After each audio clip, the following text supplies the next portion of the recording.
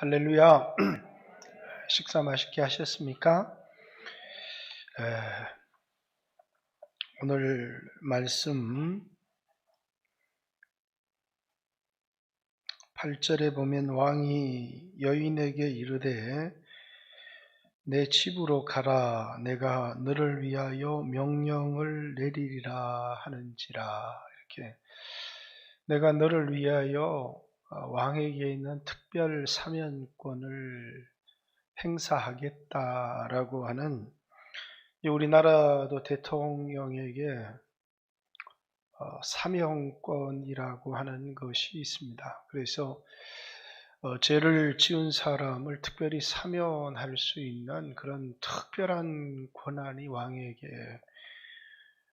지금은 대통령에게 주어져 있습니다. 그래서 지금 이제 8.15 특사의 명단에 형이 살 날이 많이 남아 있기는 하지만 이제 대통령이 여러 가지 공익적 차원에서 이제 사면을 행사를 할 수 있는 것이죠.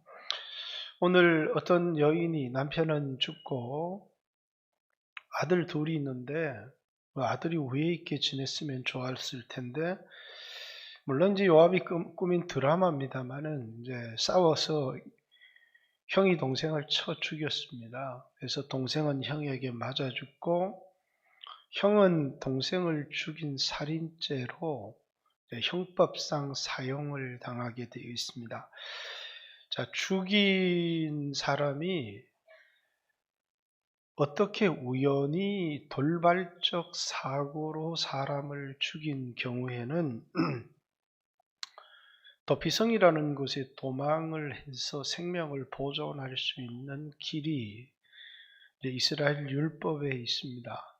그래서 이 도피성은 고의적인 살인이 아닌 우발적 살인을 저지른 사람이 그의 피해 복수자 이렇게 얘기하는데, 그 피해 복수자라고 하는 것은 이스라엘에는 이번 수련회 때도 한번 얘기하겠지만 고엘이라고 하는, 또 우리가 잘 알듯이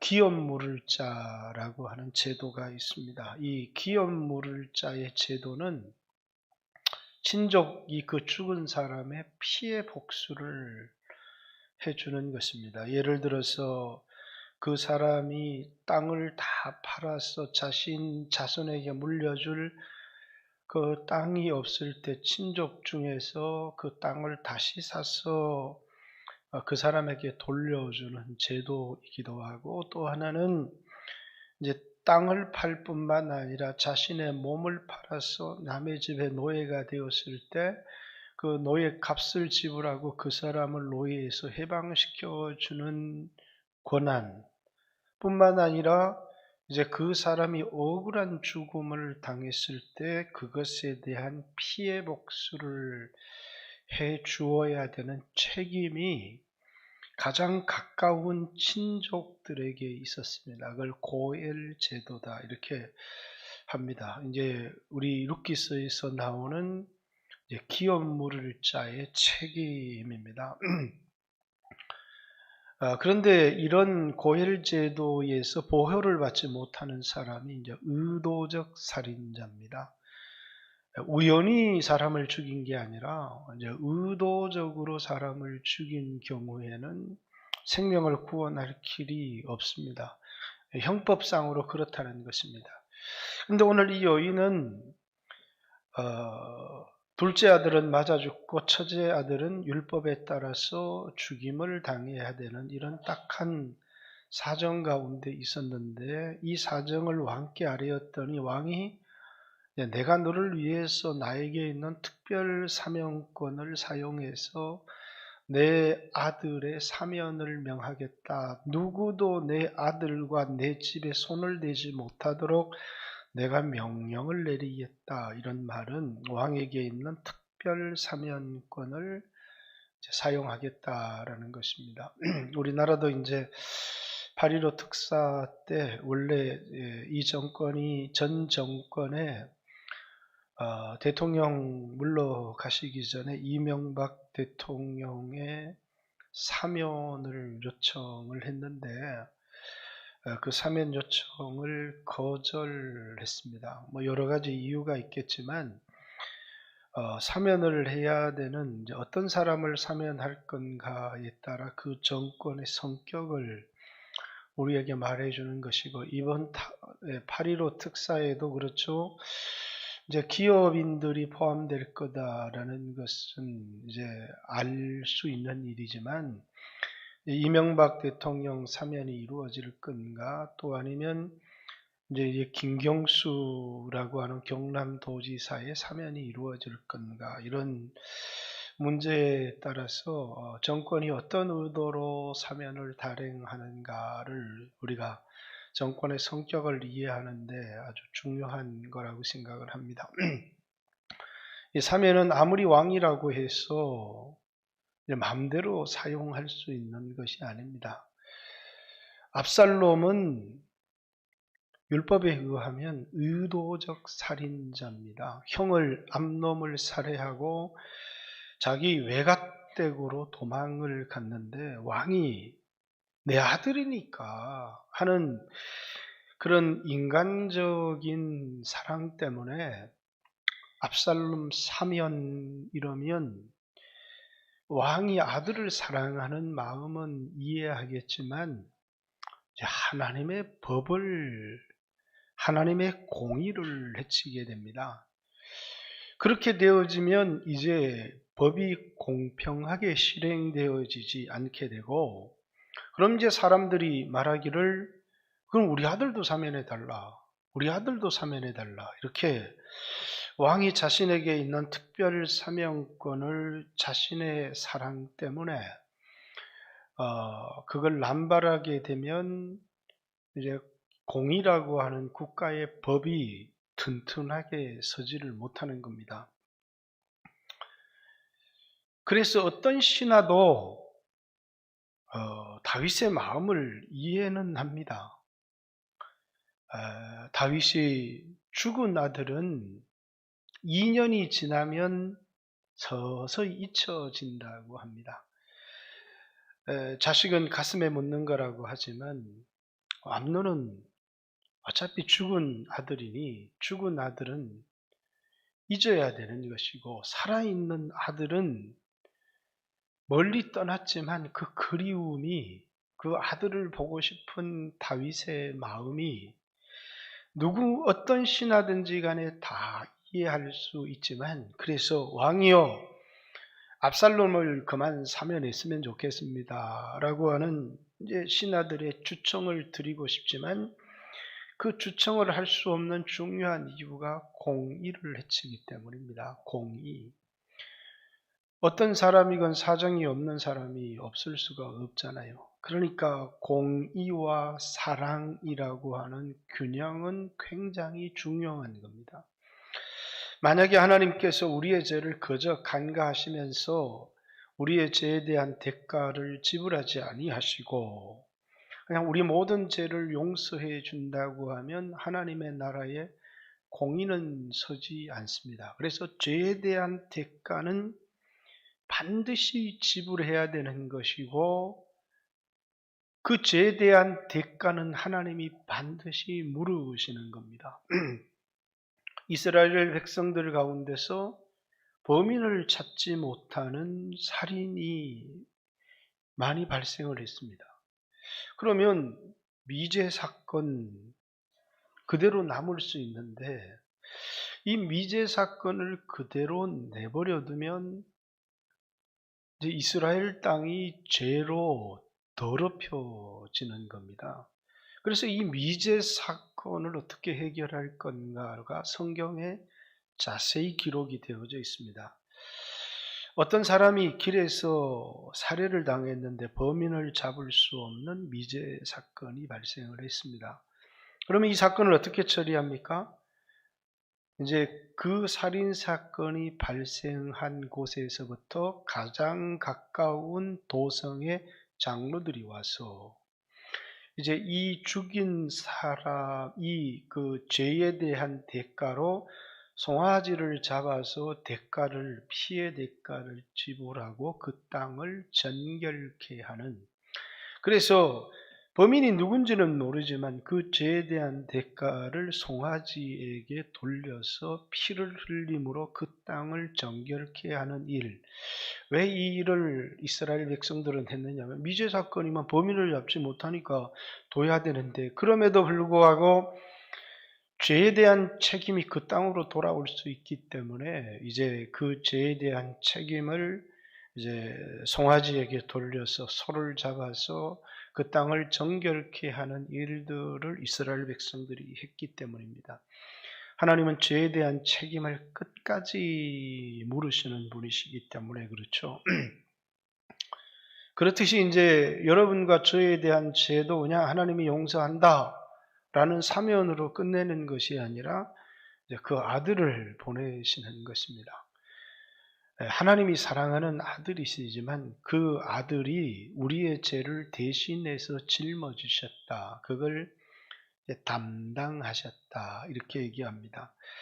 여러분 십자가를 얘기할 때마다 내가 받아야 될 저주를 대신 담당하셨다. 그래서 예수님은 내가 받아야 될 형벌, 내가 당해야 될 죽음, 내가 받아야 될 저주를 대신하여 받으신 분. 그래서 그 십자가는 내가 져야 될 십자가지만 예수님이 대신 지셨다. 대신 지신 십자가이기도 하지만 또 예수님이 죽은 것은 내가 그리스도와 함께 십자가에 못 박힌, 십자가의 성격은 두 가지가 있습니다. 하나는 나를 대신해서 죽은 것이고, 나를 대신해서 죽었기 때문에 그런 삶을 살던 내가 십자가에 못 박히고 이제는 새로운 생명 가운데 살게 하기 위해서 이제 예수 그리스도께서 나를 대신해서 못 박힌 십자가가 있고, 내가 그리스도와 함께 못 박힌 십자가가 있는 겁니다. 예수님이 나를 대신해서 십자가에 못 박혔기 때문에 내가 받아야 될 형벌이 사라졌습니다. 그래서 그걸 형벌에서부터의 구원, 이렇게 얘기를 합니다. 그래서 우리가 예수님 믿는 순간에 예수님이 나를 대신해서 내 죄를 담당하셨다라고 믿는 그 순간에 우리가 받아야 될 형벌에서 구원을 얻습니다. 죄에 대한 대가를 예수님이 대신 지불하셨기 때문입니다. 그럼에도 불구하고 죄의 강력한 세력, 여전히 회개하지 않고 여전히 죄가 내 안에서 살아 역사하기 때문에 이 죄의 강력한 세력으로부터 내가 자유를 얻어서 죄를 짓지 않고 죄의 종로로 타지 않고 살아가기 위해서는 내가 그리스도와 함께 십자가에 못 박혀야 되는 겁니다. 그래서 예수 믿는 사람에게는 이 두 가지 십자가를 꼭 기억해야 돼요. 예수님이 나를 위해서 못 박힌 십자가만이 우리에게 있는 것이 아니라 내가 그리스도와 함께 못 박힌 십자가가 있다는 것을 꼭 기억해야 돼요.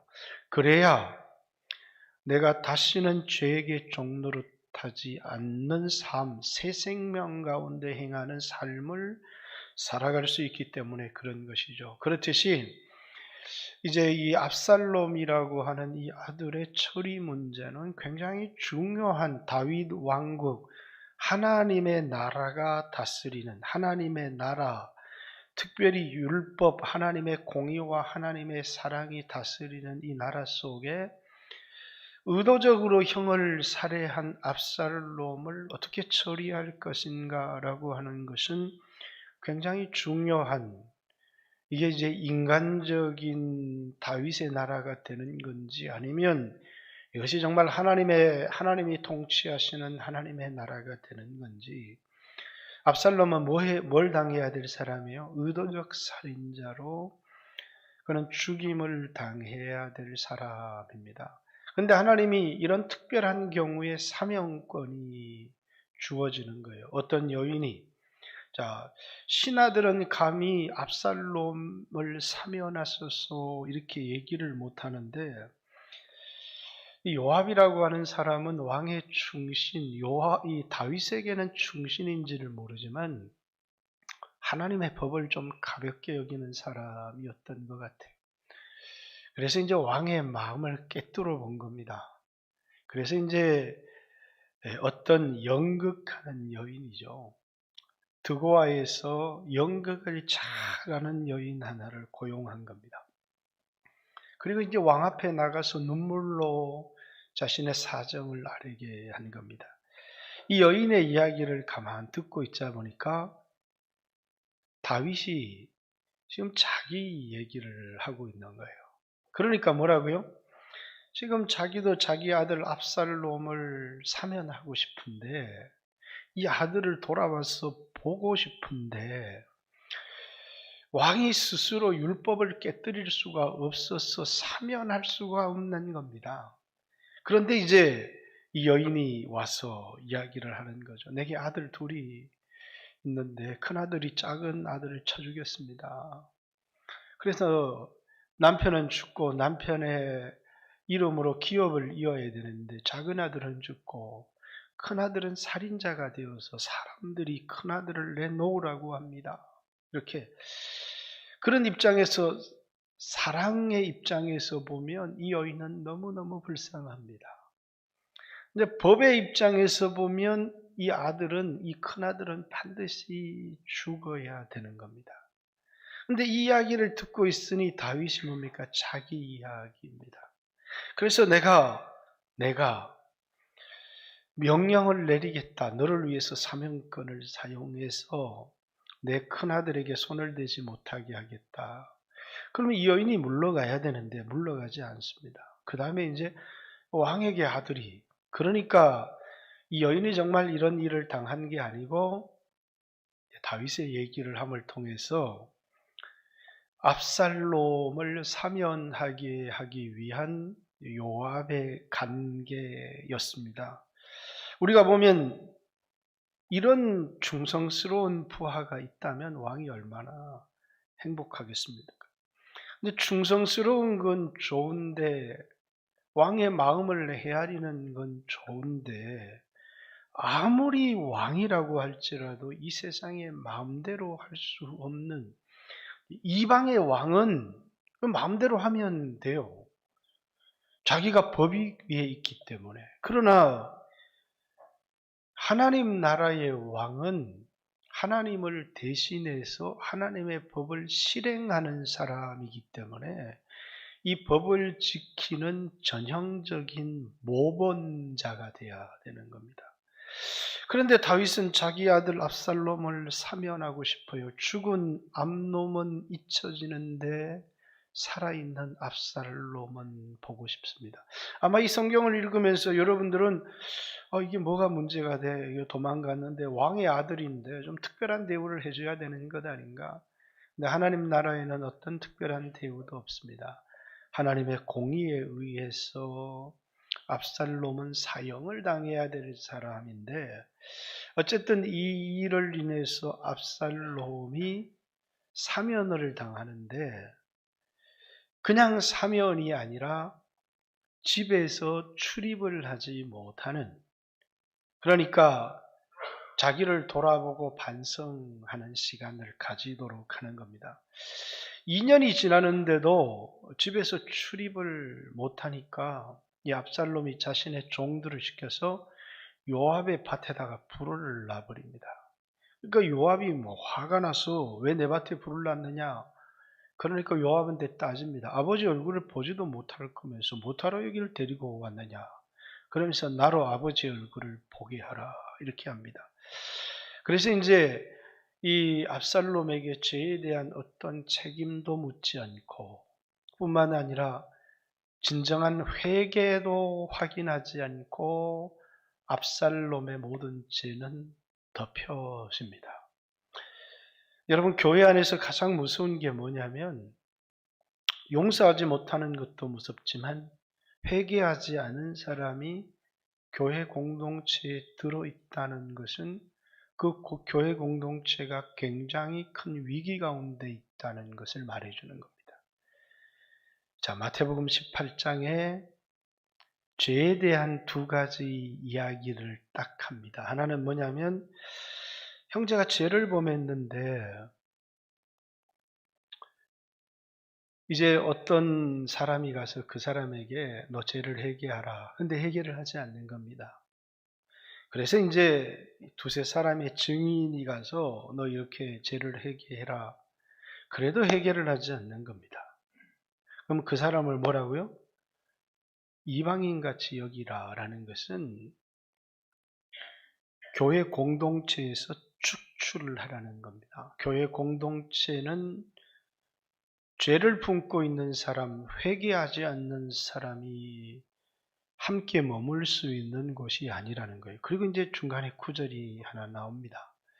두세 사람이 내 이름으로 모인 그곳에 나도 그들 중에 있다. 회개한 사람이 서로 용서하고 하나 될 때 하나님이 그 모임 가운데 함께 계신다는 거예요. 그 다음에 비유가 나옵니다. 형제가 내게 죄를 범하면 몇 번을 용서해 줄까요? 근데 그 당시에는 신학적으로 샴마이 학파, 힐렐 학파 이런 사람들이 얼만큼 용서를 해줘야 되느냐? 3번 용서해주면 충분하다. 아니다. 7번은 용서해줘야 된다. 이렇게 샴마이 학파와 힐렐 학파가 당시에 가장 유명한 신학 학파였는데 몇 번을 용서해줘야 될지 의견이 달랐습니다. 근데 제자들이 예수님에게 형제가 내게 죄를 범하면 몇 번이나 용서해줘야 됩니까? 예수님이 1번에 7번이라도 용서해 주라. 이렇게 얘기를 하면서 한 가지 비유를 듭니다. 어떤 사람이 이제 1만 달란트 빚을 졌다는 것입니다. 그런데 이제 그 사람이 갚을 수 없게 된 것을 보고 왕이 그 1만 달란트를 다 탕감해 주었는데 이 사람이 500데나리온 자신에게 빚진 동간 하나를 용서하지 못하고 그를 옥에 가두었다. 이제 왕이 그 사람을 불러서 내가 너를 불쌍히 여겨서 내 모든 빚을 탕감해 주었는데 1만 달란트라는 것은 인간의 힘으로 갚을 수 없는 그런 빚이죠. 우리가 예수 그리스도께 받은 용서를 의미하는 겁니다. 근데 너는 너에게 500데나리온이라는 것은 1년 반, 그러니까 한 1년 한 7, 8개월에 해당하는 2년, 크게 잡아서 2년 연봉에 해당하는 돈입니다. 2년 연봉도 작은 돈은 아니죠. 한 데나리온이 노동자의 하루 품삯이니까 그 사람을 용서하지 못하고 형제를 옥에 가두었느냐. 그 형제가 내게 조금만 참아달라 내가 갚으리라. 이렇게 회개하고 있음에도 불구하고 그를 옥에 가두었습니다. 그래서 내가 내 형제를 진심으로 용서하지 않았기 때문에 그 왕이 내 빚을 다 갚으라. 갚을 때까지는 옥에 나오지 못한다. 이렇게 선언합니다. 그러면서 이제 우리에게 마음의 중심으로 형제를 용서하지 않으면 너희도 이와 같이 주님으로부터 받은 용서 자체가, 그래서 이제 우리의 기도 가운데 중요한 기도가 용서에 대한 기도입니다. 내가 내게 죄 지은 자를 사하여 준 것 같이 내 죄를 사하여 주옵소서라고 하는, 이 교회라고 하는 것은 조그만 죄를 지었다고 해도 회개하지 않는 사람이 교회 공동체에 들어오면 위험한 것이고, 어떤 많은 죄를 지었다고 할지라도 회개한 사람은 교회 공동체가 그걸 용납하고 받아주어야 된다 라는 교훈을 우리에게, 그리고 회개한 사람들이 한 마음으로 모인 그곳에 나도 그들 중에 있을 것이다 라고 하는 하나님의 임재를 약속하는 말씀이 마태복음 18장에 나와 있는 말씀이죠. 그러니까 교회라고 하는 것은 회개한 사람들의 모임, 또는 교회를 용서받은 사람들이 자신에게 죄를 짓는 사람들을 용서하는, 내가 받은 용서를 이웃에게 흘려보낼 줄 아는 사람들의 모임을 교회 이렇게 얘기를 합니다. 나는 너무 큰 용서를 받았는데 그 용서를 이웃에게 흘려보내지 못한다. 그러면 그 공동체에 이제 문제가 생긴 거라는 것이죠. 그렇듯이 이제 이 압살롬은 아버지로부터 특별 사면을 받았는데 자숙하는 기간으로 집을 떠나지 못하게 했습니다. 그런데 이제 자숙하고 회개하고 이런 것을 통해서 사람들이 이 사람은 충분히 자신의 죄를 뉘우쳐서 다시 기회를 줘도 되겠다라는 생각이 들 때 그에게 이제 다시 기회를 줄 수도 있는 것입니다. 근데 압살롬은 전혀 회개할 마음이 없습니다. 자신이 암논을 죽인 것에 대하여 지금도 굉장히 떳떳하게 생각하고 아무런 문제가 없다고 생각하는 겁니다. 이 사람 마음속에는 복수는 있어도 용서가 없는 그런 사람이었습니다. 그래서 요압의 밭에다 불을 넣고 그래서 이제 완전한 사면까지 받게 됩니다. 회개를 하지 않았는데 모든 죄를 용서받게 되었습니다.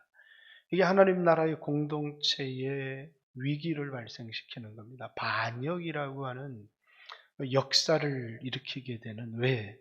회개하지 않는 사람이 하나님 나라의 백성이 되어서 교회를 통치하고 다스리고 있기 때문이다 라는 것이죠.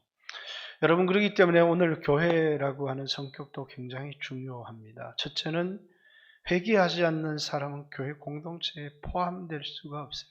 끊임없이 죄를 짓지만 그 죄에 대하여 우리는 계속해서 하나님 앞에 고백하고 뉘우치고 하나님 말씀대로 살지 못했던 것을 회개하면 예수님은 우리를 70번에 7번이라도 받아주신다는 거예요.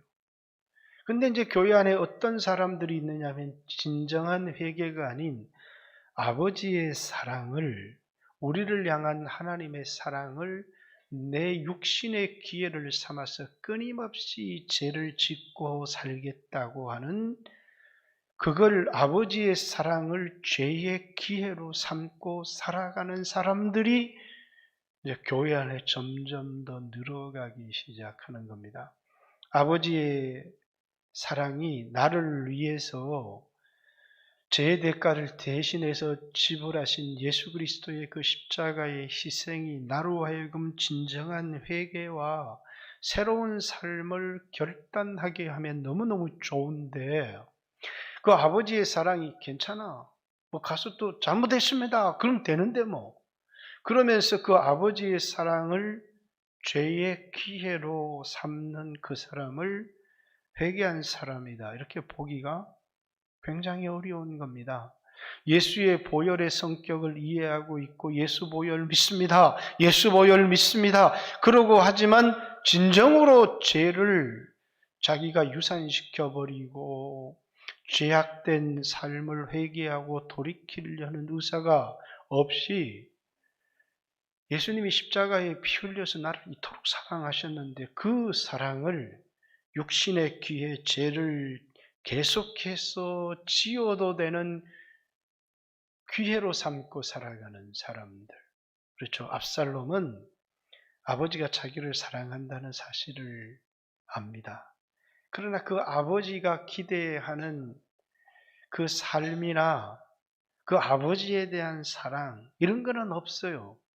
자기를 향한 그 아버지의 사랑을 이용할 뿐만 아니라 압살롬을 소개하고 있는데 너무너무 아름다운 사람이라는 거예요. 외모가. 그래서 자기의 아름다움에 도취되어져 있습니다. 자기 사랑, 자기 애에 깊이 빠져 있는 사람입니다. 자기는 소중한데 다른 사람을 전혀 소중히 여기지 못하는 사람입니다.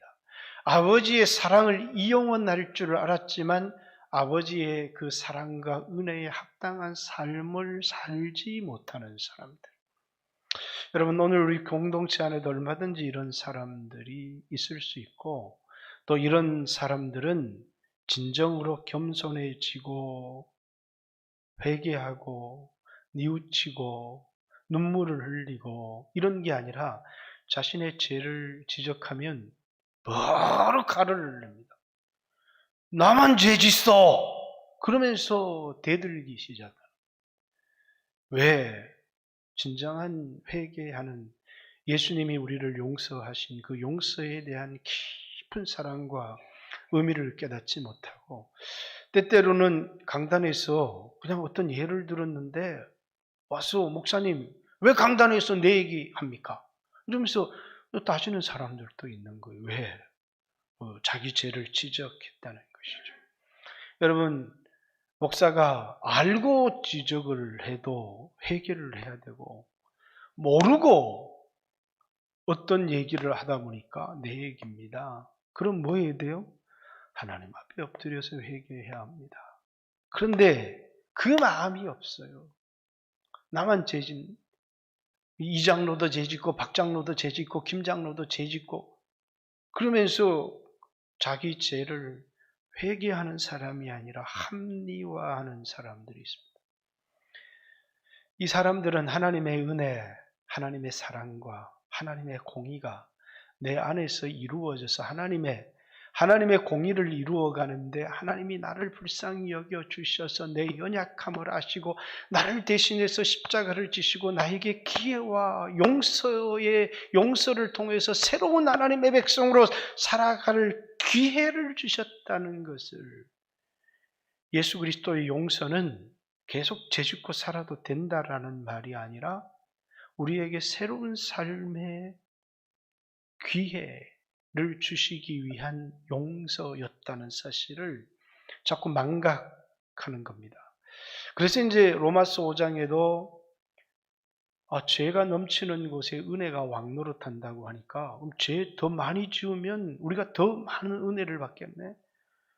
예수님도 제자들에게 물었습니다. 어떤 사람은 500데나리온, 어떤 사람은 그거보다 더 큰 돈을 탕감을 받았는데 누가 더 예수님 사랑? 아니 더 많은 돈을 탕감을 받은 사람입니다. 시몬아, 이 여자는 많은 죄가 용서를 받았기 때문에 너는 내가 네 집에 들어올 때 나에게 발 씻을 물도 주지 않았고 올리브 오일도 내게 이렇게 뿌려주지 않았지만 이 여인은 내가 네 집에 들어올 때부터 눈물로 내 발을 씻기고 왜? 이 여자의 많은 죄가 용서를 받았기 때문이다. 이렇게 많이 용서를 받았다는 것, 많이 죄를 지었다는 것인데 그것이 우리에게 계속 죄를 지어도 되는 기회가 되어지지는 못하는 겁니다. 그래서 로마서 1장에 은혜를 더 많이 받으려고 더 죄를 지어야 되겠네요 라고 하는 은혜를 더하게 하려고 죄에 거하겠느뇨. 그럴 수 없느니라. 그리스도와 함께 죄에 대하여 죽은 우리가 어떻게 그 죄 가운데도 살 수 있겠느냐. 그러면서 죄에 대하여 우리가 죽었다는 것을 알아라. 너희를 하나님에 대하여는 산 자요 죄에 대하여 죽인 자로 여겨라. 너희 몸을 죄의 불법에 드리지 말고 하나님께 드려 의의 명기로 삼아라. 세 가지 중요한 단어가 있죠. 우리가 예수님이 죽을 때 예수와 함께 죄에 대하여 죽었다는 사실을 알아라. 그리고 이 땅을 살아갈 때 뭡니까? 너희가 하나님께 대하여는 산 자로 여기고 살지만은 죄에 대하여는 죽은 자로 여기고 살아라. 너희 몸을 어떻게 쓸 것인지 불법의 죄에 들여서 죄의 병기가 되게 하지 말고 의에게 하나님께 들여서 하나님 앞에 의의 병기로 쓰임을 받도록 해라. 그래서 이 몸을 의에 드릴 건지 하나님께 드릴 건지 죄의 불법에 드릴 것인지를 우리에게 결정을 해라. 이렇게 얘기를 하는 거죠. 회개한 사람은 몸을 의의 병기로 드려요. 그러나 예수님의 십자가의 그 용서를 경험했지만 그 용서를 뭡니까? 내 육신의 기회로 삼고 싶어 하는 진정한 십자가의 용서를 내 가슴에 받아들인 사람은 죄를 토해냅니다. 그리고 회개합니다. 그런데 이 죄를 토해내고 회개하는 회개가 없이 예수님 날 용서했어. 그 용서를 받은 것으로 끊임없이 죄를 반복하여 짓고 살아가고자 하는, 그걸 자신의 육신의 기회로 삼고자 하면 그거 자체는 진정한 용서가 아닐 수 있다는 거예요. 그렇기 때문에 회개하지 않는 사람이 교회 공동체 안에 머물러서 많은 사람들에게 영향을 줄 때 그 교회는 뭐가 허물어지기 시작하느냐 하면 하나님의 공의가 허물어지기 시작하는 겁니다. 주일 성수든 하나님의 법이든 그것 자체가 새 가족들이 들어와서 막 어기기 시작하면 가르치면 돼요. 근데 교회 리더가 막 그걸 허물어 버리기 시작해요. 허물 때 미안합니다. 당연히 지켜야 되는 거지만 이러이러한 정말 어려운 상황 때문에 또 제 믿음이 부족해서 이렇습니다. 아무도 탓하지 않아요. 그냥 하나님은 문제 삼을지 모르지만 뭐라고요? 이해할 수 있습니다. 그렇게 해야 된다는 얘기는 아니에요. 그렇지만 내가 원래는 이렇게 살아가는 게 맞다는 거예요. 그런데 내 믿음이 연약하다 보니까 내 상황이 너무너무 절박하고 어렵다 보니까 그런 경우들이 있잖아요. 그죠? 옛날에는 막 주일날에 시험 치는 걸 어떤 사람이 공무원 주일날 시험 쳐야 되는데 난 예배 드려서 시험 치러 안 갑니다. 그러면서 막 국가에 대드는 사람도 있었지만 실제적으로 우리 한 사람이 이 세상을 살아가면서 내 아들이 주일날 토익 시험을 치러 가고 공무원 시험 치러 가도 뭡니까? 어쩔 수 없잖아요. 가서 시험 봐라. 그리고 이제 와서 저녁 예배라도 드리고 그렇게 해라. 우리 아들도 고등학교 시험 치러 가는데 주일날 면접을 보러 간다는 게 어떻게 해야 됩니까? 주일날 면접 보러 가는 거 학교 포기해 그냥. 이렇게 말할 수 없잖아요.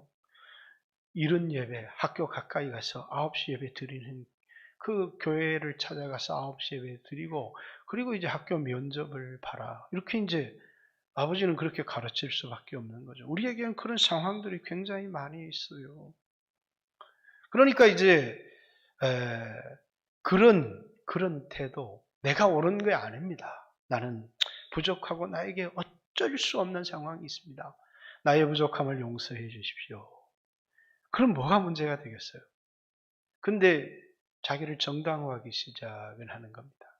그러면 그건 회개한 자의 자세가 아닌 거예요. 그게 문제가 있는 것입니다. 근데 이제 이 사람이 이제 모든 사면을 받고 나서 이 뒤에 가면 그 다음에 바로 사람들의 마음을 얻기 시작을 하는 겁니다. 하나님의 나라의 리더는 하나님을 기쁘시게 하기 위해서 살아가는 사람들이지 사람의 마음을 도둑질하는 사람들이 아닙니다. 교회 가장 무서운 사람들이 누구예요? 너무 인간적으로 잘해주는. 근데 목적이 있어요. 그 사람의 마음을 도적질하기 위한 겁니다. 압살롬이 수없는 사람들의 마음을 도적질합니다. 재판을 해준다고 하면서 편을 들어서 수없는 사람들의 마음을 도적질합니다. 왜? 다윗의 통치, 하나님의 나라의 법에는 사랑도 있는 것 같은데 너무 매몰차거든요. 왜? 하나님의 나라는 예수님의 용서만 있는 게 아니라 율법이라고 하는 하나님의 나라의 법이 든든하게 세워져야 되고 그 법은 왕이라고 어길 수 있는 법이 아니기 때문이에요. 왕이 모범적으로 지켜야 되는 법이기 때문입니다. 그런데 이제 한국교회에 문제가 있어요. 그 문제는 뭡니까? 예수님의 사랑은 모든 사람 다 용서해 줘야 돼요. 근데 뭐는 무너져 있어요? 하나님의 공의, 하나님의 율법, 하나님의 법은 교회 안에 다 무너져 버렸어요. 그래서 이젠 교회 안에 이걸 지켜야 합니다 라고 얘기하는 순간에 우리 목사님 너무 율법적이야 라고 하는 이야기를 듣게 되는 것을 보게 되죠. 하나님 나라가 풍성한 하나님의 사랑이 흘러가야 되고 진정한 용서가 흘러가야 되지만 진정한 하나님의 나라가 되려면 법이 공의가 서야 되고 이 공의는 어디에서부터 주의 종들과 교회 리더에서부터 견고하게 세워져야 하나님의 법이 세워져 가는 것입니다. 때때로 그런 일들을 참 많이 겪어요. 교회 리더가 이제 오늘날 죄를 짓는 경우들이 참 많습니다. 목사가. 그럼 이 목사의 죄를 교회에 공개를 해야 되느냐, 덮어야 되느냐 하는 문제도 교회 안에 굉장히 많이 발생을 하는 것 같습니다. 그래서 어떤 한국 교회 목사의 간음죄가 이제 발견이 됐는데, 워낙 스타 목사고 이 사람 때문에 이 교회가 워낙 많이 부흥을 했고 지금도 막 젊은이들이 때로 모이고 또 엄청난 돈을 들여서 건물을 지었는데, 이 목사의 죄가 공개되어서 수없는 사람들이 교회를 떠나면 그 빚은 누가 갚으리? 이렇게 되어지는 겁니다. 그러니까 죄를 공개를 못하게 되는 것이죠. 그게 골마터져서 한국교회에 큰 문제가 되어진 적도 있습니다. 물론 죄를 공개하느냐 공개하지 않느냐라는 게 무엇이 유익한지는 모르지만 반드시 치리는 이루어져야 되는 겁니다. 많은 사람들을 보호하는 것은 중요하지만 이제 교회 장로회라든가 특별한 교회 기구에서 3년이건 4년이건 충분히 회개했다고 하는 증거가 될 때까지 하나님의 법에 따른 치리는 이루어져야 하나님 나라가 충분한 치리를 받았다, 납득이 가야 이제 다른 사람들도 이 죄는 이렇게, 주의 종도 교회 장로님도 교회 권사님도 이 법 앞에는 자유롭지 못하구나. 그래서 모든 사람들이 그 법을 존중하게 됩니다. 그런데 자꾸 이 법이 무너져가는 것입니다. 하나님의 사랑은 교회 안에서 끊임없이 인본주의적 사랑은 팽배해져 가는데 하나님의 공의는 무너져가는 그런 이 속에서 압살롬과 같은 사람의 반역이 교회 안에서 수없이 일어나는 겁니다. 그것이 하나님의 나라를 흔들어 버리는 것입니다. 교회는 이 두 가지가 견고하게 써야 돼요. 하나는 하나님의 용서입니다. 하나님의 사랑, 끝없는 하나님의 사랑이 우리를 용서받게 하고 하나님 백성이 되게 했습니다. 그리고 그 사랑을 받은 사람들이 형제와 자매들에게 그 용서를 진정으로 흘려보내는, 회개한 사람들이 자신에게 죄 지은 사람을 중심으로 용서하는 이 사랑이 교회에 존재해야 합니다. 더불어 교회는 하나님의 공의 역시 살아있어야 합니다. 하나님의 법이 엄중하게 집행되고 사람들이 하나님 법 앞에 떨고 두려워하는, 그래야 하나님의 법이 다스리는 나라가 되어지는 것입니다. 자기 감정대로 다스리면 안 되는 겁니다. 그래서 항상 왕은 여호와의 율법을 등사해서 그것을 두고 늘 읽으면서 자기 소견에 옳은 대로 나라를 통치하는 게 아니라 법대로 나라를 통치하는 것입니다. 사랑하는 성도 여러분, 오늘날 우리 영광교회 안에서도 나는 큰 사랑을 받았지만 용서하지 못하는 지체들이 굉장히 많이 있고요.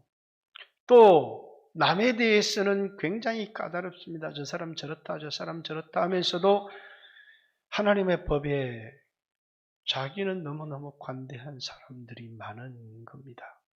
사람에 따라 법이 다르게 적용되는 거예요. 자기 아들에게는 관대한데 남에 대해서는 법대로 해야죠 라고 할 때가 너무나 많다는 겁니다. 저는 교회를 운영하면서 굉장히 중요한 거, 긍휼이라고 하는, 늘 하나님 앞에 하나님 저를 긍휼히 여겨주십시오 이렇게 기도합니다.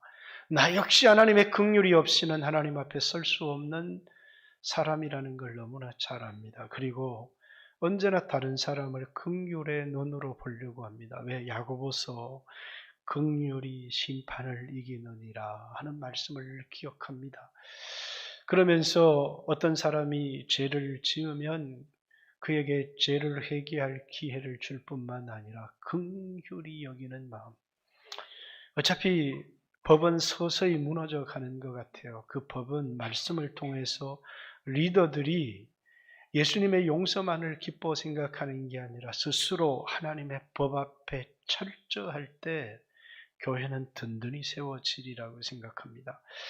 교회 리더들이 모범이 되어서 하나님의 법 앞에 철저히 자기를 적용시키는 교회만이 오늘날 하나님의 공의를, 왜? 사람들은 그것을 보고 따라하기 때문에 그렇게 됩니다. 어차피 교회는 옛날처럼 세상적인 그런 사람을 죽이거나 심판할 권한을 갖고 있지 못합니다. 또 이 교회에서 징계를 조금 받으면 교회 여기밖에 없나? 그러면서 딴 교회 가면 당신은 징계를 받은 사람입니다. 자숙하세요. 이래야 될 텐데 할렐루야 어서 오세요 이렇게. 그러니까 이미 교회의 징계는 교회 안에 통하지 않습니다. 그래서 우리에게 참 중요한 것은 어떻게 교회 안에 하나님의 공의와 하나님의 법을 세우느냐. 그것은 리더들밖에 없습니다.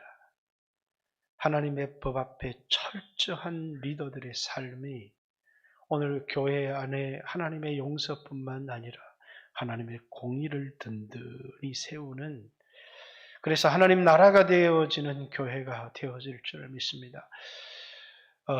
오늘날 세상의 리더도 그렇죠. 자기 편 앞에서는 너무나 관대합니다. 근데 남의 편 앞에서는 너무나 분노에 사로잡혀 있어서, 그래서 나라 전체가 통합이 안 돼요. 우리나라의 가장 큰 문제이듯이 이제 우리 영광교회도 먼저는 리더 한 사람 한 사람이 하나님의 법 앞에 자기 자신을 철저히 지켜나가는 사람이 되어질 때 하나님이 그 사람을 세워주실 뿐만 아니라 그 사람을 통해서 교회를 세워주실 것이라는 사실을 믿습니다. 같이 한번 주여 하신 후에, 그렇다고 여러분들이 함부로 교회 리더들의 허물을 막 드러내라는 것이 절대로 아닙니다. 교회 리더들이나 어떤 사람의 허물은 함부로 드러낼 수 있는 것이 결코 아닙니다. 그것은 공식적인 절차들을 통해서 이야기되어져야 되고, 그래서 사람들이 어떤 사람 공의라는 이름으로 남을 정죄하고 비판하기 시작할 때 또 그것은 교회로서의 모든 기능을 잃어버리게 만듭니다. 주여 하신 후에 하나님 앞에 우리가 주님의 용서로 다른 사람을 진심으로 용서할 수 있는 사람이 되어질 수 있게 해주십시오. 뿐만 아니라 내 스스로의 삶이 하나님의 법, 하나님의 율법, 하나님의 공의를 든든히 세워가는 삶이 되어질 수 있도록 다시 한번 주여 하신 후에 하나님 앞에 이 교회를 위해서 한번 기도합니다. 기도드리겠습니다. 주여